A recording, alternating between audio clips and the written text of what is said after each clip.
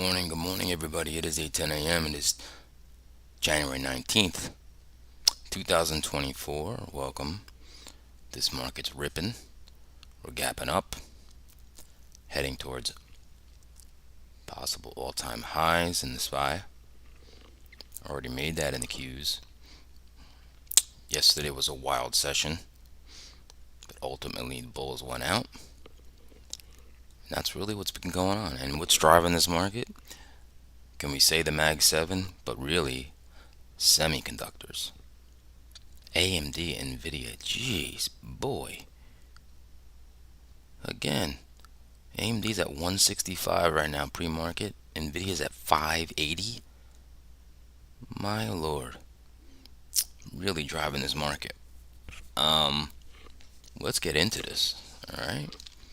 Welcome to my channel. My name's Steven Gonzalez. Use volume profile, market profile to find structure in this this market, along with supply and demand, along with gamma exposure levels, and the most traded price of the month, the year, the week, the preceding day, and anchor view ops. All help me find confluence and make a plan and be on the right side of the trade. Okay, so let's get into it. Well, if you haven't, if you're new, subscribe, set an alert. That would be much appreciated. You can always give me a thumbs up if you like what you see, and you can always follow me on X at Gonzo719. All right, today is OPEX. All right, it's the monthly expiry of options. What can we expect today? We can expect possibly some volatility, followed by some pinning of some large gamma strikes. Okay, so off the top of my head, and it doesn't always happen, but it happens a lot of the time, where there's large gamma at a particular strike, and because that gamma and its expiry, it really pins to certain strikes, and it will just literally pin there, and you could even fool you to go up, and then it will rock it right back down, or go down and rock it right back up. So that's kind of what happens on OPEX. Doesn't always, nothing's always, but it does happen a lot. Okay, so that's what we have going on today. We have Michigan consumer sentiment today at 10 a.m. And let's get into the futures watch list here.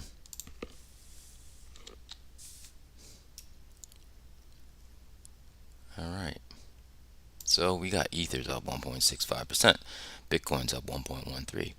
The gold, it just switched. Gold up 0.81 and Nasdaq up 0.81.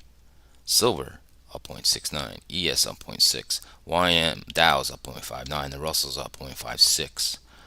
All right, bonds being bought. Up 0.23. 10-year yield should slip a little bit, even though it's been rising.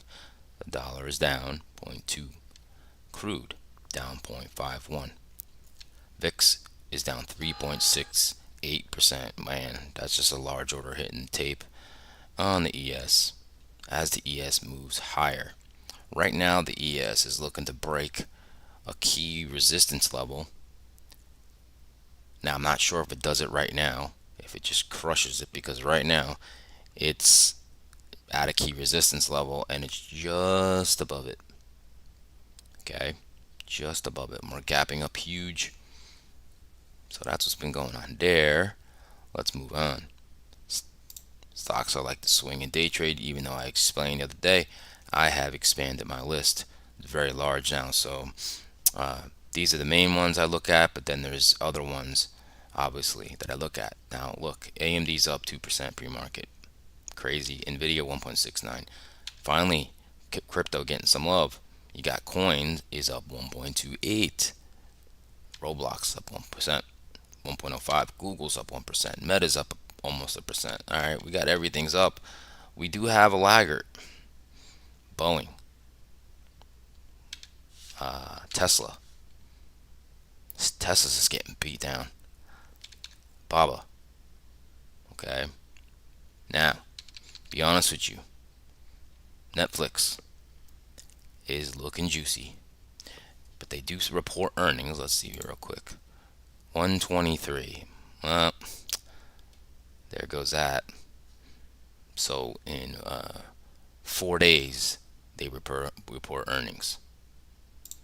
That kind of knocks the wind out of that sail a little bit. Let's move on. The top sector stocks. Qualcomm, no surprise there. Semis up 1.66, followed by Salesforce and McDonald's. Okay, Goldman Sachs has been balancing in a range. Okay, Disney's also on my radar. Now Disney's also reporting. Let's see when they report. 2.7, so that's a little better. I'm gonna have my eyes on Disney. Okay. Let's see. Go down here. Let's see some laggard. Walmart. That's not much of a laggard though. Okay. Let's move on to the sectors. Sectors. Semiconductors up 1.25%. 1.25%. Followed by technology up 0.94 and communications up 0.72. That is going to move the markets, folks. XLK, right? About 28% of the market cap of the S&P. So 28% weighting of XLK. What XLK does is going to move markets. That's just how it is. All right. No laggard to speak of today. And out of the indexes, Q's the strongest. IWM finally is not the laggard. That is number 2, followed by SPY, followed by the Dow. All right. So IWM is I'm not saying it's making a move, but it's not the weakest. It's been the weakest every morning, but today it's kind of like close to a second to third place. We'll have to see. I'm sure Rosita's watching every move on IWM. All right, so what are we gonna get into? Some news. Let's see here. Let's go to the economic calendar.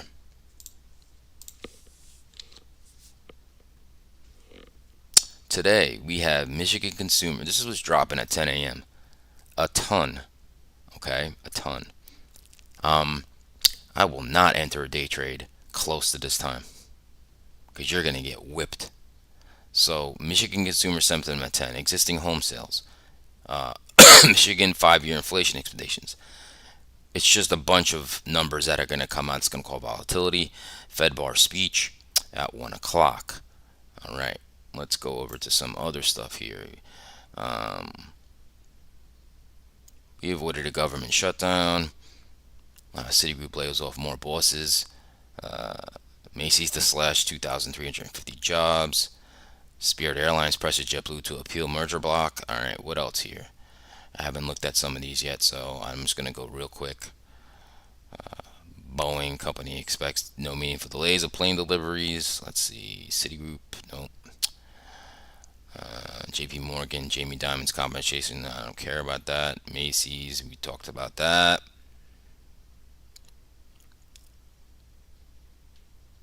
Not really. Let's see here. Okay, so here could hurt some healthcare. So Humana, Stevens cuts target price from 550 from 600. Lowered outlook for membership growth. All right, that took down some notable healthcare stocks like CVS and United Healthcare. Eli Lilly. I'm looking at that. All right, that's really all I really wanted to talk about. Today's OPEX, like I said, we can look at. I'm just trying to see if here it says Nasdaq 100 reached a record high on Friday, driven by tech-led rise. Excuse me. While U.S. futures indicated more gains on Wall Street, S&P 500 saw a 0.4 increase in contracts, while the Nasdaq 100 saw 0.7. Chip makers had some of the largest gains in the pre-market trading, with AMD rising 2%. Okay. Now it says BlackRock expects the Fed to start cutting rates in June. Senior investment strategist Cooper said she sees 75 to 100 bips of reductions by year end. Not really seeing anything big to talk about this morning as news-wise. We can go right over to the daily charts. Okay. No surprise, this market is bullish right now. That is not a shocker at all. Let's move on to the daily charts.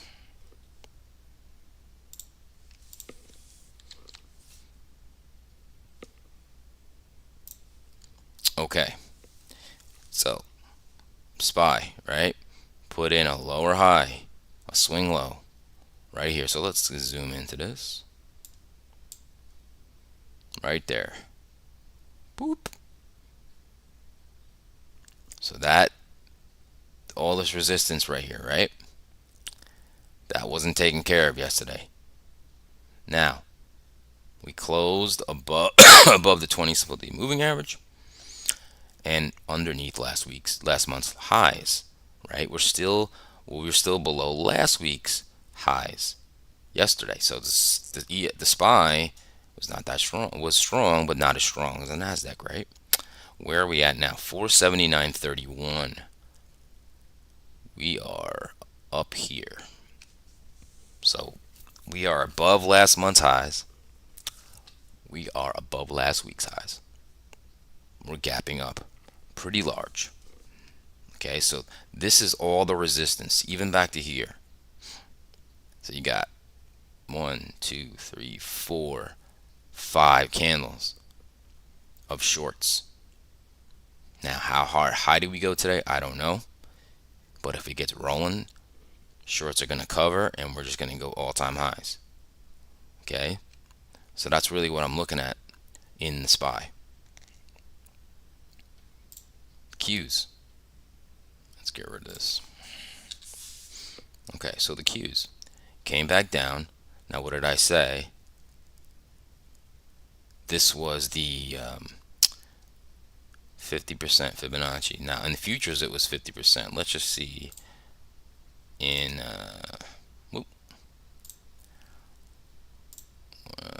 yep. Well, it went a little past it. 61.8. Actually, that's wrong. That is wrong. It's not from here. It would be from here. That's okay. Not important. Alright. So what do we do? Came down to this level, gapped up, right? We opened here. We did have a moment of a little downturn, and we ended up closing right there. Okay, we closed at last month's highs, and now we're at 416. That's a big gap. Okay, that's a big gap. We're all the way at 416.30. We're all the way up here. That's crazy. Okay, that is nuts. So the Nasdaq is screaming higher. Okay. Now, I'm not chasing higher. I'm gonna look for some type of pullback, right? So that's what's going on there. All right, let's look at the bond market. Our little triple-headed monster. It's just to see what's going on with 10-year yield. Remember, I said the 10-year yield should go. Well, 10-year yield is flat. You can see it right here. So this is a little different, right? We have rising yields, and the market is going up. Okay, over the 200-day moving average. About to hit the 50 on the 10-year yield. This is very interesting. Yields rising and the market rising. Somebody's lying here. Okay, usually the bond market is the smart money. Okay, now let's go to that VIX. That VIX had some fear, came back down, right? So not a lot of fear. Dollar.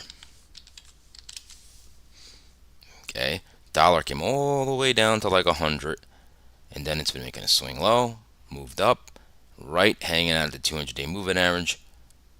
You know, everybody knows what that is. That's a death cross. when the 50-day moving averages cross the 200-day moving average, but you have to see what price action really does at the end of the day. Okay, so that's the look there. So little disconnect there. Market rising, dollar rising, and yields rising, that doesn't usually work. Okay, but it doesn't mean it always has to happen. That correlation, the inverse correlation. All right. Now, let's move on to some structure. All right, we can look at structure. Boom, boom. And we look at divine profile and market profile. Okay, now let's look at this together.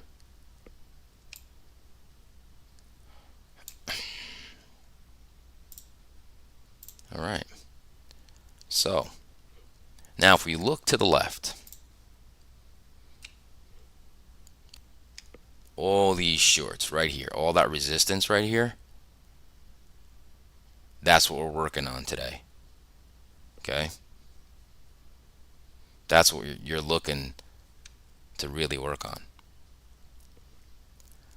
So this little bit of this supply zone has been broken, so let me get rid of that. This supply just held, and we put a poor high in the overnight. All right, so let's look at structure. Here is this little move in the last week right there, in the overnight right there. Thin volume, right? Still kind of a pretty much balanced week. We just popped up, right? Here's our value area. That's the most trades. 70% of the trading activities all happened in the value area. We are now above. Okay. Most trader price of the month and the week are down here at 47.90. Okay. That's where the bulls have to defend. 47.90. Okay. So here's price. Here's yesterday's highs and lows. Here's the overnight low. Here's the overnight high. Okay, so we're gapping up. We have some demand here that's been built from overnight. Okay, so you can see yesterday we opened here. We came all the way down to this area. Okay, broke monthly VWAP and the weekly VWAP, but then whoop, went right across and we closed here. Okay, very whippy. Okay, so what do we got to talk about today? We're going to talk about gap rules. So here's our gap fill, which would be yesterday excuse me, yesterday's highs. All right, let's do that over here. Yesterday's highs. Okay, that's a gap fill in futures, not the close. All right, so what do we have to determine here? The ES, the SPY, specifically the SPY is tapping on all-time highs. Okay, so if this gaps and goes, right, the most bullish outcome is number one. The most bullish outcome is a gap and a go, right? It just opens and we push. Okay, second most bullish, with it's a little less bullish, is if we pull down a little bit, fail to fill the gap and go higher, right? And then a little less bullish, but still bullish, we pull back, fill the gap into these demand zones, and you go higher. Okay, what is not bullish? If we pull back, fill the gap, but then we start moving back into yesterday's range. And we could eventually land on the most traded price of the week and the month and test the other side of the balance. Okay, so when you start to break out, when we haven't yet in the ES and the SPY, if we start to break out, you don't know if that's a true breakout or it's a test. because we could do this, but if we can't hold value up here, it's just a test, and we could definitely go back to the mean, revert to the mean. Okay, so that's yet to be seen.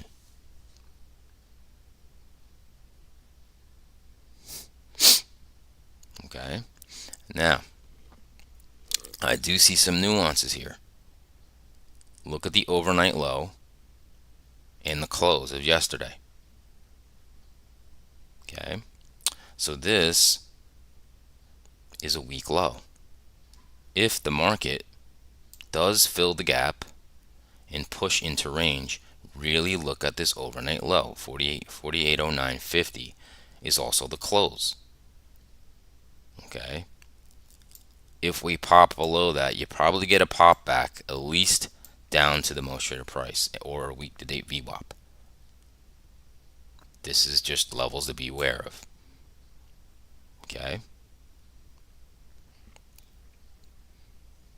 so let's look at our scenarios together.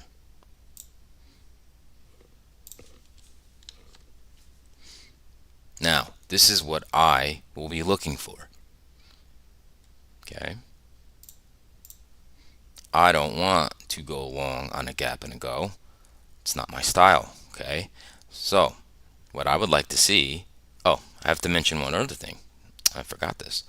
We are 100% net long. There is no short activity at all. So you have longs from here and longs from here, and we're at the top of the range. So that is susceptible to a pullback, right? Because everybody will get a little scared if we don't go up and we start moving back. Okay, so be very, this is, if you want to do a scalp to short that, fine, but let's talk about what I would like to see. Okay, so since we're up here, what could happen is we can push up, people start taking profits, right? Come down and test the gap fill, 48.17. You have two demand zones here. Okay, you also have the overnight low and the close. Like I said, this whole area right in this box needs to be defended by the bulls. Okay, because as people take profit and it comes in here, this could even do a little boop and catch itself, higher low, then we're going to start rocketing towards the overnight highs and breaking out. Okay, I really like that, and you just have to be patient.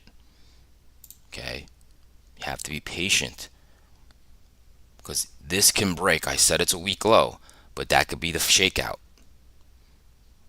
Okay, this could be a little bit of a bear trap here. Oh my God, boop, you see a quick move because that's a weak low. That's what should happen, and then if it recovers, that's the move.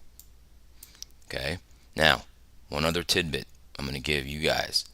Overnight highs are usually not secure and are usually not the highs. So even if we come down here, that usually gets taken out. Okay, and it's poor, which means it can get broken. It's a double top right now. Okay, really liking that setup. Now, if you're a bear and you don't trust this, you have supply here it's actually a used supply now, but it held. Okay, and you can play the reverse of what I expect to happen.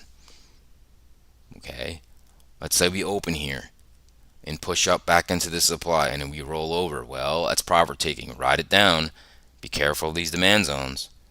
Okay, but now this is a bear scenario. So if we take out those demand zones, we fill the gap.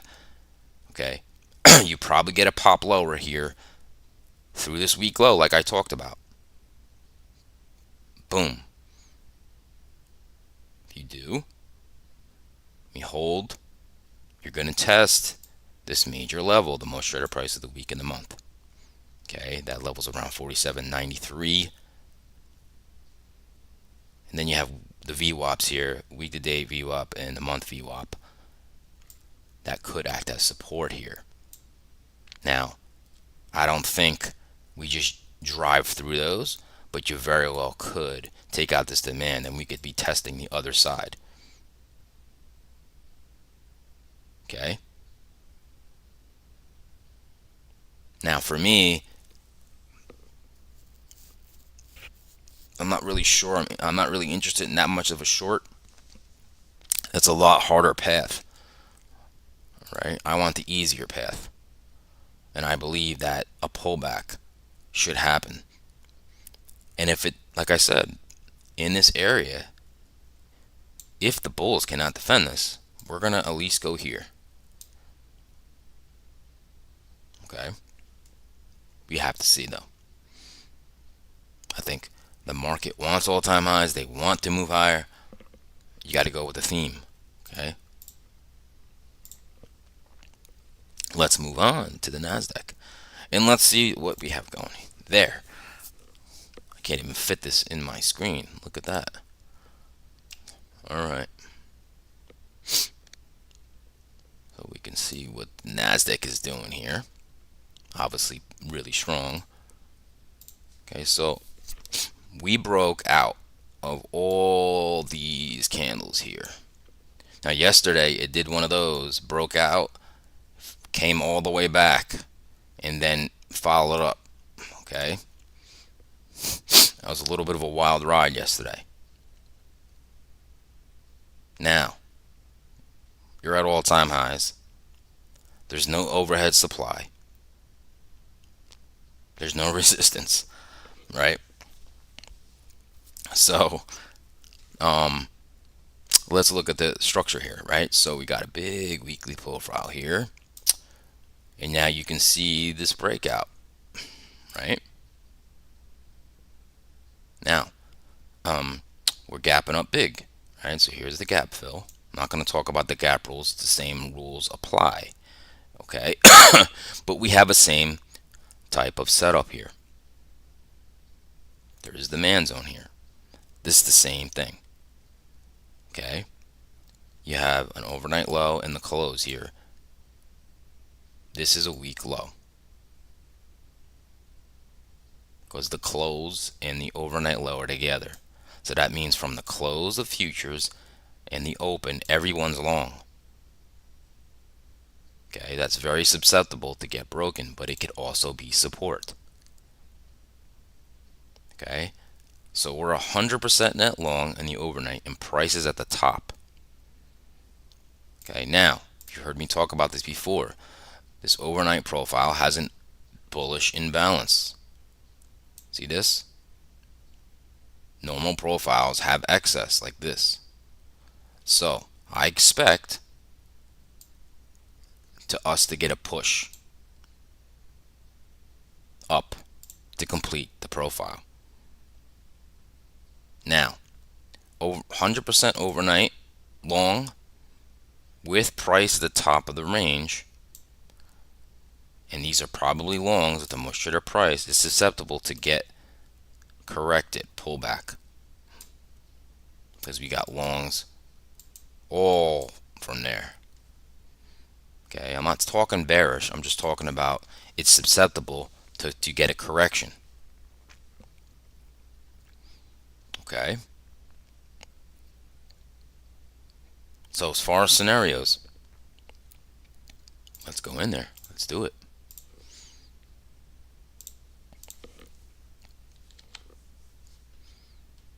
Let's look at our scenarios together. Okay, most shorter price and the most shorter price of the month and the week are right here. Okay, say it's about 17,000 in the NASDAQ. That is the bull bear line that has to be defended. Okay, so same thing. Here's our gap fill right there. Okay, you have a demand zone right here. Okay, so if you're a bull, your best bet is to look for this to go like this, push up, and if it comes down Like if it does this and the market opens, let's say, I expect a push up. Complete that profile. Now, if you come through the open and you have the most traded price of the overnight here, you're probably going to get people that are going to get stops run, and you're going to at least test this demand. If this demand holds, that could be the one that moves it higher, or you come all the way down, fill the gap, and then you have the close of yesterday. And this could be supportive. If you do one of these and then you go higher lows, that could be the move. Okay? That's what I see for the NASDAQ. Okay? Now it came a long way. You got higher low, higher low, higher low, higher low. Okay? Now, let's look at a bearish play. Okay, so the first one I said was I expect, it doesn't have to happen, but I expect either on the open or in the overnight, because it's still going, to get a push higher, to thin out this profile. And then I expect to run through this most traded price. That could be a short. And I would take profits. This is not financial advice, but I would take profits in this demand zone and see if you can fill the gap. If you break the overnight low, where also the close is, I expect to come back down and test. This is yesterday's most traded price and the most traded price of the week right here. This is also the top of the balance that was broken. Does that hold? If it doesn't, we're going to go back into the middle of this range, probably test week to date VWAP. I don't know what's going to happen. That's why I'm giving scenarios. Okay? But just to give you some balance rules.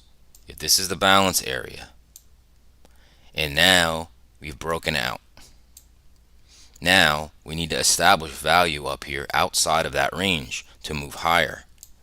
Okay? If you can't, and this is a test, okay, because you got longs, longs, longs, longs. If you get a test and you start going back into range and you start taking out a low, you could traverse all the way back. Okay, because everybody's going to take profits and get their stops run. That's how it works. So if you're a bull, you want to see this today. Okay, it doesn't even matter if it comes down here, but as long as it establishes value above the range and moves the most traded price of the week up, you got legs to go higher. If this cannot move higher, the price will revert back. Okay? That's how it works. That's how this market works. News, no news, that's how the market works.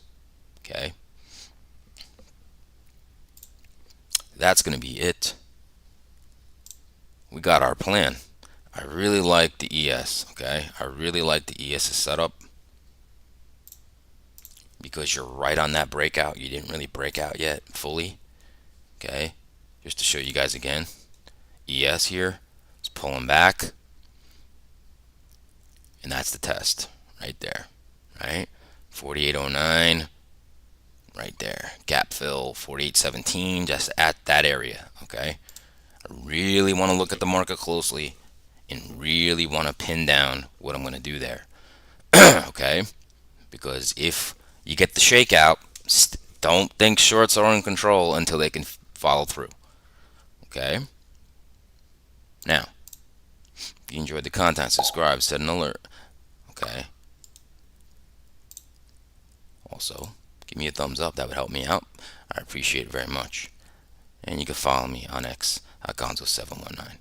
Alright, we got our plan, everybody. Alright, and if you look at my plans, each day, the ones that I like the best, all of them have worked out. And all of my trades have worked out, some better than others in profit, but really staying patient and waiting, and I'm just taking what the market gives me. Okay. It doesn't mean if I talk about like when I started trading, just to give you a little extra here, bonus. When I started trading, if I gave a bearish scenario and I saw that, but meanwhile the easier play was the long, I would want to play both. I would want to short it and I'd want to go long. But now I'm like, I'm really just want to be long. So I'll watch the pullback, even though I called what probably will happen off the open, right? I'm not going to short that. I'm going to wait for the long and then analyze it. You know, that's my 2 cents. Today's OPEX, remember, expect volatility, and then later in the day, possibly can get pinning action where the market moves in a range and it doesn't move much. That's my 2 cents. Everybody have a great weekend, and I'll see you guys on Monday and girls on Monday.